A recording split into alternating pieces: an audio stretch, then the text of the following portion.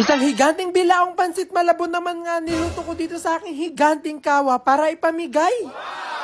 Sobrang excited ko nga pong nagising nga kaninang umaga kasi napakarami na naman nga po natin bubusugin nga ngayong araw ng isang higanting bilaong pansit malabon. Ito nga po yung kauna-unahan na magluluto nga po ako ng pansit malabon tapos ganito pa nga po karami kaya medyo kinakabahan nga ako. Kaya dali-dali ko na nga pinagtatagal nga sa pakete nga itong mga noodles nga natin na gagawin nating pansit malabon at kailangan nga daw natin tong ibabad nga sa tubig. Ito nga po talaga yung inuna ko nga pong gawin kasi medyo mahaba-haba nga po yung pagbababad natin dito sa noodles. Kaya habang binababad pa nga po natin yung mga noodles, mag-uumpisa na nga rin ako dito na maglaga nga ng napakaraming mga itlog. At talagang hindi nga lang po basta-basta ang pansit malabon nga yung gagawin nga natin, talagang i-overload nga natin yung toppings nga. Kaya talagang ang dami kong biniling iba't ibang klaseng mga toppings. At para na naman nga pong merong birthday yan o piyastahan dito nga sa amin dahil nga magluluto na naman tayo ng sobrang daming pagkain. Na tipong parang araw-araw nga po lagi ditong merong birthday yan o piyastahan sa sobrang dami nga po naming nilulutong pagkain araw-araw. At kahit nga po lagi-lagi ko po siyang ginagawa, talagang hindi pa rin po nawawala sa akin yung excitement tuwing magluluto nga po ako ng napakaraming pagkain. At finally nga po, okay na nga rin po itong mga binabad nga po nating noodles kaya hindi na nga po ako nagpatumpik-tumpik pa at dali-dali na ako naglagay ng tubig dito sa aking higanting kawa. At kailangan nga po muna natin itong pakuluin ng sobra-sobra bago natin ilagay nga yung mga binabad nga nating noodles kaya kinuha ko nga muna itong higanti kong bilao. At talagang grabe nga yung excited ko sa mga oras nga na to kasi ngayon nga lang ako makakita nga ng pansit malabon na ilalagay sa ganito kalaking bilao. Maya-maya nga lang din po kumukulo na nga itong tubig natin dito sa aking higanting kawa at ito na nga pong hudyat para ilagay natin itong mga noodles natin.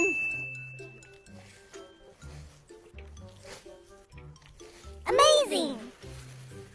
Nung una nga po, habang nilalagay ko nga itong mga noodles natin dito nga sa ating mainit na tubig, talaga kinakabahan ako kasi nakokontian nga ako sa noodles. Pero nung unti-unti ko na nga siyang naluluto, talagang medyo dumadami na nga siya. At talagang kinabahan na naman nga po ako kasi baka nga umapaw ng sobrang ngayong ating higanting bilao sa sobrang dami. At maya-maya nga lang din po sa tingin ko nga po okay na nga yung noodles, pero para masigurado nga po natin, talagang tinikman ko nga po siya. At nung na-double check ko nga po na okay na tong texture nga ng noodles nga natin, kaya dali-dali ko na nga po itong pinag-aahon. At pagkatapos ko nga po maiahon nga lahat nga po nitong noodles nga natin, mag-uumpisa na nga rin po tayo magluto nga ng pinaka-sauce. Bawang.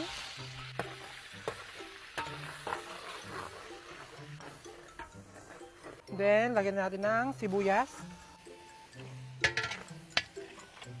Lagyan na natin itong ating giniling.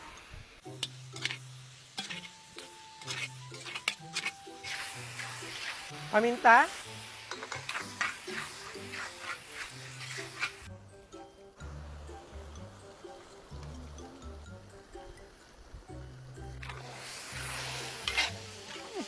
So ilalagay naman natin itong ginrind natin na ulo ng hipon, pati yung balat. Ito yung pinakasabaw nun. Talagang